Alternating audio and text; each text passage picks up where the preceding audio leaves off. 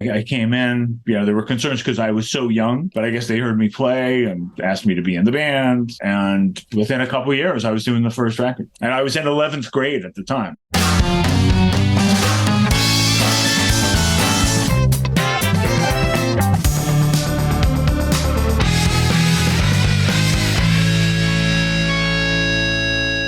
Welcome to Discograffiti, the podcast that gives Gen X music maniacs a chance to smell like teen spirit again by connecting with the brotherhood obsessed with rating the entire discography of every single artist and band that ever mattered. I'm your host, Dave Gebrow, and with 3 new episodes each week, you're going to gain a comprehensive knowledge of an act's history and output in the time it takes to listen to one album. And in this episode, we'll be turning our spray cans on Alex Skolnick in an interview that manages to shred more expectations than it does batshit crazy riffage. In this episode, we'll learn about the evolution of the types of guitars Alex has played throughout his entire life, the exciting road to becoming Testament's lead guitar player, and the epiphany he experienced in the late 1980s watching a Miles Davis gig, plus the inevitable effect it had on his career. Coming up, we've got Mike Watt rating the entirety of the Minutemen's output, Mark Robinson from Unrest rating everything he's ever done, Robert Schneider from the Apples in Stereo rating everything he's ever done, and Will Hart from the Olivia Tremor Control rating everything they ever did. Oh, and Michelle Phillips rating everything she's ever done, alongside Mamas and Papas author Richard C. Campbell, who's written a brand new book about him getting kinda itchy. So don't miss out. Open up your listening app right now and subscribe.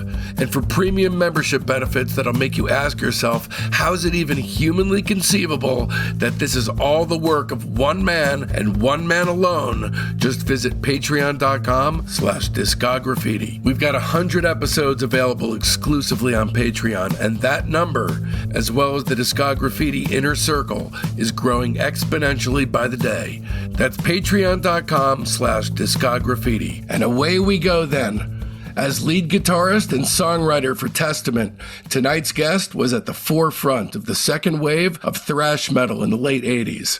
In a 2021 Revolver magazine fan poll, his band was voted best non-Big Four thrash act. More on that later. The shadow of his influence has fallen hard and heavy over the years, certainly unmistakable in the music of Pantera, Sepultura, White Zombie, Korn, Lamb of God, and so many others. Guitar World magazine named him one of the greatest guitarists of all time, and they know their shit because it says it right there in the title. Lads and ladies, snatch up your top secret documents and start shredding, because an arpeggio flurry is about to rain down on your shriveled excuse for a collective soul. It's Alex Skolnick. What an intro. I don't even know if I can follow that. Well, let's just end it here then. Perfect. Thanks for joining us. Yeah, good to be here. Thank you. I'm coming at your material and you from an angle that may be different than most. Because in the interest of full disclosure, I'm not a huge metal guy. I mean, I love Black Sabbath, I love Budgie, I love the Great Seminoles, but I didn't come up listening to Testament. Nothing wrong with that. No judgment. I've listened in the last couple weeks to everything you've ever done that I could find. And you certainly come at music from a wide variety of angles. You know, I am wildly enthralled to your jazz stuff and super curious as an outsider looking in kind of thing at the thrash stuff. I'm curious what type of fan, if any, you're more excited about encountering these days based on where your preferences lie. Well, I enjoy talking to folks that are not as familiar with the music I've done in the past. Because I think when you have this familiarity and this history with the music I've done, then you tend to be, an insider. You can lose some objectivity where if it's fresh, then it's exciting to talk to somebody. I mean, at one time the music was new, even the music that came out decades ago, it had this freshness and I enjoyed it being fresh. But again, at a certain point, it starts to lose its objectivity. The listener can lose objectivity. I mean, I'm the same way with music I've heard for a long time. Every time I put it on, I know what the next part is going to be. But I get more excited about talking to people who are discovering it, especially who are discovering my more recent music, which I didn't have back in those earlier days. And the super interesting thing to me about this is that you and I spoke, trying to figure out if there was maybe a way to allow you to fit the format. In other words, to talk about somebody's discography from beginning to end. And you're not really a full discography kind of guy by your own admission, right?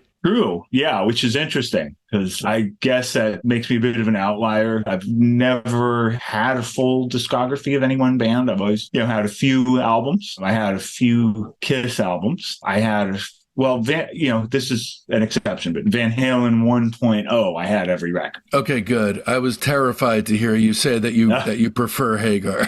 Yeah, exactly. But I can't say I have every Van Halen record because I stopped buying them when Sammy came in. All respect to Sammy. So I'll admit some of the music with him has grown on me a little bit, and I'm not judging it as much versus the original Van Halen stuff. I'm trying to judge it on its own and pretend, I'm hearing it for the first time. Some of it is really well played. I was hearing Right Now for the first time in a while and actually learning the piano part, which I think is really cool. And then, I realized, okay, this, there is something to this song. That's an example. So I had every Van Halen record with David Lee Roth. I had every Beatles record. I did not have every Pink Floyd record. I had The Wall. I had Dark Side of the Moon. I had more music in my collection than the average person. Yeah. Because I knew I was going to be a musician or at least something having to do with music. Whereas, a lot of friends of mine who liked music but weren't heading down a musical path, they didn't necessarily have every album. But then there were fans who did have every Rush record, every Pink Floyd record, and so forth. For me, it was Kiss 1.0, every Van Halen 1.0 record. The Beatles never had a 2.0, but that's it. Unless you count facial hair Beatles as 2.0. Right. Yeah. No, to me, it's all the same. The reason why I bring that up as, this amazing thing is because when somebody's on the show and they have what I consider a considered discography, in other words, it seems like they are very knowledgeable about rock history or substitute the genre of your choice because it takes these hairpin turns that from a bird's eye view are just amazing to look at. There's any number of bands that have that, the Beatles, the Byrds, where they're changing with every record. And, after 92, you just launch it off into the stratosphere.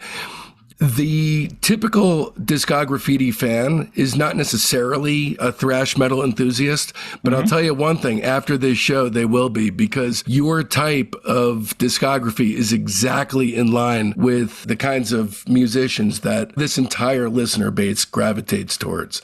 Not afraid of change, diving into the unknown, and the work itself is the reward. I mean, your depthless love for the protean nature of music and not sticking in one lane is palpable throughout the entirety of your career. Oh, thank you. Thank you. Yeah. That's a great compliment. And I was definitely an oddball in my circles, especially the first wave of being in Testament, the first few albums. Everybody around that scene, was listening to metal full time. It was all about just the fastest metal. And you really didn't get outside that genre. Now, it's different now. I know plenty of musicians that play metal, but listen to a lot of styles of music. And I can talk about different types of music. I even know a few others who play metal and other music, very complex instrumental music like I do. But at the time, it was really odd. And I just went with what felt right. I just started really appreciating instrumental music, not for the sake of being technical, but just certain music spoke to me, even if it was completely different than the scene I was in. It wasn't music I'd grown up excited about. I developed an appreciation for it. I saw no reason not to, study jazz guitar, take lessons with jazz musicians, and get a jazz record collection, while I was on tour with Testament supporting groups like Slayer.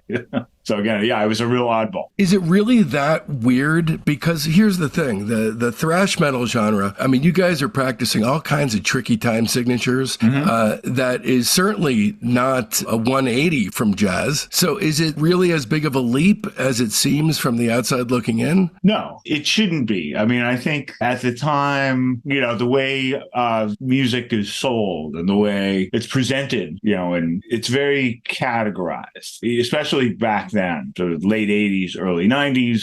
You had heavy metal magazines. They were very distinctly heavy metal. I remember I used to get Circus all the time, and I just remember the pictures were just awful. Like it was like some guy with a point and shoot, and you could always see people's armpits and stuff. It was like real grungy. Yeah, right. So you had Circus, you had Metal Edge, in Europe, you had Kerrang, and it was an exciting culture, but it just wasn't really accepted to be part of that and be part of anything else. If you were in it, you were in it.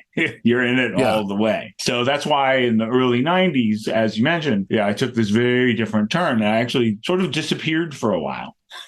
Yeah. Which isn't really true. You went back to school, didn't you? I did. It took me a couple of years to realize that's what I wanted to do, to come to that decision. Did you talk with your parents about that? Because I know your parents, they both went to and graduated from Yale, right? Yeah, they're both retired academics. They graduated from Yale. They were on the faculty of UC Berkeley. My father was a very distinguished law professor there. Yeah, they had these academic credentials, and the thought of somebody doing art of any kind, I think, was horrifying, and music even worse, and heavy metal, this music that they didn't even understand, even worse. But by the 90s. But that being said, there's an intellectual bent to all the songwriting that you do and all the aesthetic choices that you make. That's true. That's true. And I think that started to come out more. I think that side was a little repressed, but it started to come out in the mid 90s. I tried playing with a number of different projects, and for some reason, nothing felt right. And I really felt like I needed to go on sabbatical, to use an academic term, and just take a few years and get a whole new thing together, whole new sides of my playing, fill in gaps, learn how to do things I didn't know how to do, write a music chart. Did you know how to read music before then? I'd always struggled with it. And I'm not going to sit here today and tell you I could get on stage at Carnegie Hall and sight read flawlessly. But I got to the point back then where I had like survival reading skills. Mm-hmm. It was enough that I could make my way through a university music program and improve as I went along. That helped. I didn't start out with sight read. I was terrified of it. I was always an ear player. But for the things I wanted to do, I realized it was very necessary to be able to read and to write and to be able to work with charts, whether my own music or somebody else's. So, I had all these realizations. And I realized, just a lot of the musicians that I admired that were doing things that inspired me, they had those skills. So I thought, if nothing else, let me at least develop these skills. I would rather do that than give up on the type of playing I wanted to do. Yeah, this was all in the 90s. My parents, they were more excited about that than they were, and more appreciative than they'd ever been about music. Because at least, if I'm going to school, there must be some respectability to it. So right. For like strict academics, it made sense. And I did really well. I went to the New School, and they have a great jazz program, a great university in New York. That was when I put my trio together, the Alex Skolnick trio. And I met a number of other musicians there. They were never the status quo, or they weren't the typical musicians. They were all great players, but they were open-minded, and they weren't judgmental of me doing this crazy thing. A guy who's been in a well-known metal band, going back to school and getting a music degree, they didn't think that was so crazy. You started playing it at age 9, right? I think I was 9, or I might have been 10. Did you get your own guitar, or did somebody buy it for you? There was a cheap guitar floating around the house, I remember. And at some point, I got more of a classical guitar, but it was at a garage sale. It was really cheap. Like a nylon string classical? Yeah, really hard to play nylon string classical. And for a couple of years, that was my main guitar. But, looking back, I'm thinking maybe that wasn't a bad thing, because when I finally got an electric guitar, there was a really cheap electric guitar. And I have an older brother to thank for finding this. I think this was also a garage sale guitar. But suddenly it seemed so much easier. I mean, there was no comparison. It seemed easier to play. So I put all this work into playing on this nylon string guitar, but it was good training for eventually playing an electric guitar. And I would say my first real guitar I got after I'd worked in a grocery store for a few years, bagging groceries. I think this is probably like 7th or 8th grade. I wasn't legally old enough to operate the cash register. So this is right before Legacy then. Legacy came out in 87. You joined the band in 84, is that right or no? I joined the band in late 84 or early 85. And so just to clarify, Legacy was the initial name of Testament. So Testament is lead vocalist Chuck Billy, rhythm guitarist Eric Peterson, Alex on shredding leads, bassist Steve DiGiorgio, and the drummer is Chris Dovas. Well, that's the new drummer, the current drummer. The original drummer was Louis Clementi. The original bass player was Greg Christian. On the first album, it was Louis Clementi, Greg Christian, myself, Chuck Billy, and the founder of the band, the one who's always been there, Eric Peterson. Right. Eric put the band together in 83. I joined around early 85. I think I might have auditioned in late 84, but my first show wasn't until 85. The first album came out in 1987. Before we get to that, I'm curious about the first thing that struck me when finding out that Legacy was actually the name of a jazz group and that you had to change your name because of that. It almost feels like in reading about the Beatles, you know, before the Cavern Club, they were playing at a club called the Indra. They had like an Indian insignia outside of the place on the tarp. And it was almost like a memory of the future, how they would become interested, especially George, obviously, in Indian music and sitar. Legacy, being a jazz group's name, is almost like a memory of the future of you swinging off and veering left. Yeah, I don't know if it was a jazz group. What I remember, it was a hotel band. Oh, like a cocktail jazz kind of cocktail band. Not even, I thought they were a cocktail R&B Motown cover band. That's cool. Which is why they were called Legacy. That's my understanding. I could be totally wrong. This is just a rough recollection.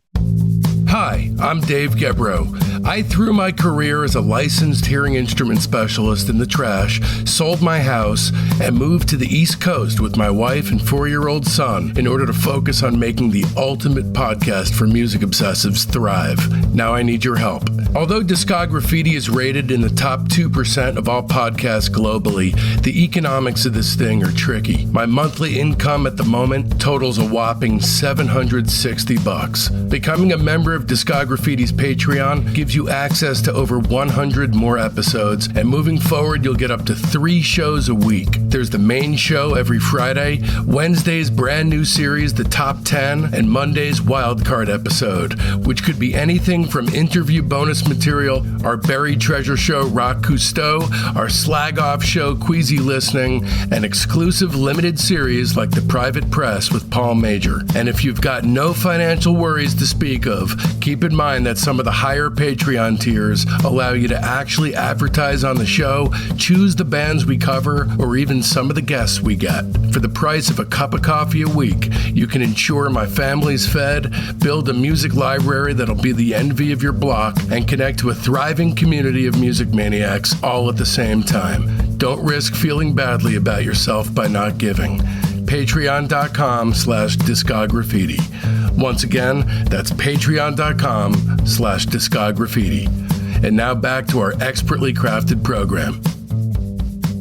One of the things I've been dying to know for the past couple of weeks is, I'm looking at this pretty lengthy list of influences that are more a collective group of influences that the band had. So what I'm curious about is in 84 to 87, are you trying to figure out how do I get all my jazz aspirations into the same songwriting groove as what my buddies are doing in Testament? Or are you not there yet? Well, I liked the music. It was very new. To me, it was one of many things going on. Like my main type of music at that point was what you might call power metal or hard rock. Dio, for example. Sure. Ozzy, really one guitar bands that sometimes had keyboards. Of course, Van Halen, Dio and Ozzy. Those are templates for me. I could see doing a band like that. It's heavy metal, but kind of virtuosic. Oh, I liked Yngwie Malmsteen a lot too. Sure. And Satriani is a major player for you as far as how your paths would intermingle later on. Yeah, absolutely. Absolutely. So at the time, yeah, I'm studying with Joe Satriani. I'm mostly focused on sort of Dio, Ozzy, Yngwie music, but there's this scene going on with these super fast heavy bands. I saw Slayer play their first gig in the San Francisco Bay Area. I saw Metallica on their first tour. Now, they were based in the Bay Area, but they were already starting to take off like a rocket ship. But I did catch one of their shows. And of course, Exodus was super popular. They'd been started by Kirk Hammett, so there was always a big buzz on them. So I'm seeing all these bands that play really, really fast. This is Bay Area. Yeah, this is the Bay Area. And then one of the bands was Legacy, which would later become Testament. Yeah, it was different than what I envisioned playing. I really saw, kind of the more Ozzy Osbourne type thing in my future. But I started thinking, wow, if one of these bands needed a guitar player, I wouldn't mind doing that kind of music. And I'll bet there's a way to sort of squeeze the guitar stuff I like to do and the solos into that music. And almost like clockwork, I hear about Legacy needing a guitar player. The original guitar player, who was Eric's cousin, changed jobs and didn't think the band was going anywhere and just, really wanted to focus on his job. So they had this opening. And a mutual friend of ours recommended me. I came in. There were concerns because I was so young, but I guess they heard me play and asked me to be in the band. So that was how it happened. And within a couple of years, I was doing the first record. And I was in 11th grade at the time when I saw my first Kiss concert, and I just started playing. Yeah, I was like in the 6th grade. I think I got my first guitar in sort of the 8th or 9th grade, which was a Les Paul. I saved up my grocery money from working at the grocery store. I guess it was 3 years later, 11th grade, that this all happened, and I found myself in Legacy. And then by 1987, the first record is coming out. You talk about in your book how you really had tremendously low self-esteem and a lack of confidence. Obviously, mastering an instrument like this, was that your way out? Were you able to leave that perspective behind, those feelings behind, because of the guitar? Yeah, I think, well, the guitar became a tool for expression. There's nothing like getting out pent up emotions on an instrument. So yeah, it was a really great way to be expressive, to be heard and feel seen for a change after years of just, feeling invisible. What are then the ghosts of your past? Obviously adolescence has its own nightmares that are unavoidable, but was there something in addition to just puberty and the trials and tribulations of teenhood? Was there anything else that made growing up difficult for you? Oh, yeah, absolutely. Because I was just one of these kids. I never got the memo of how you're supposed to behave in school. I thought, everybody else seemed so calm, cool, and collected and confident, which they weren't, knowing what I know now. Yeah. But, you think that. And, it's just the insecurity of youth. But I think I had it more than most. Yeah, so it was just really difficult. I didn't know how to communicate well. I felt very awkward and out of place, invisible. I kind of opted to be invisible, and I wanted as little attention as possible. And it's ironic that I found myself in this career that's just all about having eyes focused on you. Yeah. And now, obviously, I'm very, very comfortable with it. But that's after many years of just feeling like this introverted misfit. And then when I finally got this opportunity to wield an instrument on stage in front of people that are going crazy, a mosh pit, it felt right. It felt like that. Okay. I didn't know how long I was going to play that music or where it would lead, but I just knew that this is what I am supposed to be doing right now. Yeah. And, with metal, there's certain genres of music where it's like you found a family. Obviously, back in the 80s, goth, I remember the goth kids. It was like, all right, if you like that music, you have friends. Same with metal. It was always the metal kids hung out together, typically with an Eddie t-shirt on. What was that like? That initial run of records came out from 87 to 92. You had 5 albums in 5 years. What was it like for you to do that so early in your life? I mean, you're recording those records from 18 to 23 years old. You're just a baby. Yeah, very intimidating. Yeah, I'll never forget being in a studio for the first time and just not understanding anything about it. It just looked like a scene out of 2001: A Space Odyssey. So futuristic. And this is sort of the tail end of audio recording. It's pre-digital. Yeah, it's pre-computer. Yeah, the mixing board at the time was very modern, like a 48-track mixing board. I've just never seen anything with so many knobs and faders. Yeah, just the different rooms, the control room, the vocal booth. And it was fascinating, but very, very intimidating. And then when it came time to do the music, I was just baffled by the process because, of course, there's different ways of doing it. But the way we did those first albums, we would record the drums. The whole goal was to get a good drum take. And then you play on top of the drums and you play as well as you can. Which is typical, but maybe not during the 80s because of the emphasis on gated drum sounds and all that kind of bullshit during that time. Yeah. And I was just so used to music as a listener. You have this image in your head of the band playing. And of course, at that point, this was the MTV era.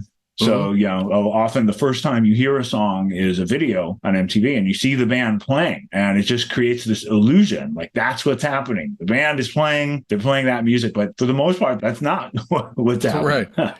So I just remember being baffled by the process, intimidated by the equipment and the studio. Do you enjoy the process of building tracks though? Or over time has that never really wound up trumping the live experience for you? I've learned to enjoy it. I actually really enjoy it now, but that's after a lot of experience. The first few albums I didn't enjoy at all because it was intimidating. It was like being on stage, except instead of being on stage and the show is over and maybe people remember it, a lot of people don't. You're recording something that everybody's going to hear. Yeah, no pressure. It's just going to be there forever. And forever. And your self-worth will be gauged in direct correlation. Yes, which it shouldn't be. But at the time, not everybody knows that going in. I've also learned, not to equate self-worth to it, but that takes time. I can separate the art and the artist with anyone else but me. Yeah. I've always had a problem with that. I'm a filmmaker. I went to school to make films, and I've written, produced, and directed 2 features. And still to this day, I go into it with the best of intentions of it being a separate thing and experience to who I am, and I always fail. Yeah, it's so true. I mean, we're our own worst enemies. Totally, so often with art. We forget to enjoy the process. But that is part of the process, too, is learning to enjoy it and to let a lot of that baggage go. The terror of Legacy in 1987, did it remain all the way through to 1992? I mean, I think it got a little better because, once you've been through the boot camp of the studio, you sort of know what to expect going in, and it gets a little bit less intimidating each time. It's kind of like live performance. But still, it was a tough period for the band. Everybody was very young still, and the communication wasn't good. Yeah, I think by the last album of that initial period, 92, nobody was getting along, and that kind of made it even more difficult. During the ritual. Yeah, it's hard to do creative work when, everybody's sort of dreading everybody else for one reason or another. And, one person wants the song one way, the other wants it another way, and everybody's sort of playing politics with the producer to try to get them to side with them. There was just a lot of that. The last laugh comes with the fact that most great art is made under very uncomfortable conditions of tension. Yeah. Which is no fucking fun, but there you have it. I mean, it's true. It's true. My favorite Pink Floyd music, turns out, was made by guys that really don't get along very well. What is your favorite stuff by them? Mostly a fan of The Wall. I mean, I would listen to that record all through junior high school. The first episodes we ever did were Pink Floyd 1, Pink Floyd 2. For me, I guess the movie came out, The Wall, around the time I was discovering the band. And they had hits, with like Another Brick in the Wall. And the guitar was so good on that, and Comfortably Numb. And that's really what brought me in. I got into Dark Side of the Moon, Shine On You Crazy Diamond, stuff like that as well. The thing about him is he's got so much hate in his heart. Yes, that's true. The Wall is kind of based on that moment in the Animals tour when he spit on a teenage boy. Oh my God, what the hell? Yeah, he spit on a kid in the front row of one of the gigs they played for the Animals tour. And then The Wall became a psychological reckoning of how somebody could get to a place where they could spit on a teenage boy. So he pumped some art out of his hatred. That's kind of what... He's a strange cat. Not a lot of people have that grounding, that inspirational grounding, where it's a negative, pejorative thing that drives them. speaking of the thing that drives you, so from 87 to 92, did you feel artistic shackles tightening where metal initially was liberating and then you had all these other influences? Was that a process over those 5 years, or did it come on suddenly in 92? It was a process. I mean, I think it had started probably around the time of the second album. A few things happened. We'd been so busy touring and recording. It was pretty straight through, but I had a couple opportunities to sit in with bands, and it was fun because there were some local bands that would jam classic stuff like Hendrix and Cream. And I realized I really enjoyed jamming. The process of jamming was really, really fun. But after a little while, I got tired of doing those same songs. Hey Joe, over and over. Right. Hey Joe, Little Wing, Crossroads. Great stuff. But around the same time, I saw Miles Davis on TV. His band at the time, I forget who was in it, probably Mike Stern or John Scofield. And it just blew my mind. It kind of opened me up to his jazz stuff, but it just showed what was possible with music. And then I went on this rabbit hole, discovering musicians who had worked with Miles Davis. We have John McLaughlin, Joe Zawinul, Herbie Hancock, Chick Corea, discovering all their projects, and then all of the musicians that had worked with them. And it just opened up so much. So basically every year from that time period, this is probably 88 or 89, I was studying. I was just learning and expanding as a player. So by 92, I knew I needed to do some other music. All right, that about does it. A heartfelt Discograffiti thanks goes out to my beautiful wife and son, Jen and Mason, Rudy Fishman, the great Alex Skolnick, my incredibly loyal fans, and especially the entire Patreon community, the Soldiers of Sound. I love every last one of you, and this show would not exist without you, my friends. Speaking of friends, it's high time for some new ones. They're in our Facebook group, Discograffiti Soldiers of Sound. That's the best way to find out what's coming up on the show, but there's a hell of a lot more. You get recaps of the day in music history, the ability to pitch questions to guests, polls that put you in the driver's seat on guest and band decisions, access to a thriving creative hub if you're looking for a collaborator. So make sure you don't miss out. You can find the link to the Discograffiti Soldiers of Sound Facebook page right there in the show notes. And if you don't mess with the Zuck, no sweat. Just email me at info@discograffiti.com and I'll keep you in the loop. So now that it's done and you want more, another way to dive even deeper into the bone-crunching pleasures of metal is to dive headfirst into Jim Florentine from That Metal Show, rating Black Sabbath in a massive 5-hour interview split into 4 episodes. That's 64, 65, 67, and 68. Then there's my interview with No Age's Randy Randall. That's episode 88, as well as Randy rating the Jesus Lizards catalog in a 2-parter, that's 70 and 71, and finally, our legendary Van Halen episode number 9. Join us during the upcoming week as we descend down, down, down on Discograffiti's week-long Alex Skolnick deep dive. Of course, if you're a Patreon subscriber, then you already know to keep your ears peeled throughout the week, because this Monday brings a heapin' helping of the wildcard episode digressions I aggressively court and then serve up piping hot for our Patreons. This Monday, you can finally trust that day, because we're coming at you with Alex Skolnick's bonus shredding, which is rife to the gills with hot licks and such. And then there's this Wednesday's incredible Patreon-only episode of Discograffiti's The Top 10. This week's list features the indomitable Joe Kennedy and focuses on our top 10 metal LPs for the metal-averse. I will say that Joe is a recovering metalhead, and this one's gonna be a doozy. Make sure you visit patreon.com/discograffiti and check out the thematically related deep dive. Our Patreon's been up and running for over a year now, and with 2 episodes a week coming at you, there are now over 100 Patreon episodes available to you. That's an entire universe of indispensable music podcasts available to you for the price of a cup of coffee a week.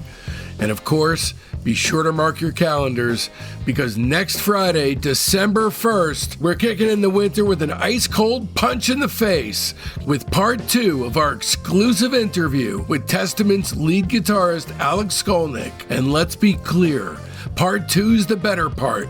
Trust me, you're not going to want to miss it. And so, from now till then, Don't let our youth go to waste, lads and ladies. It's Discograffiti!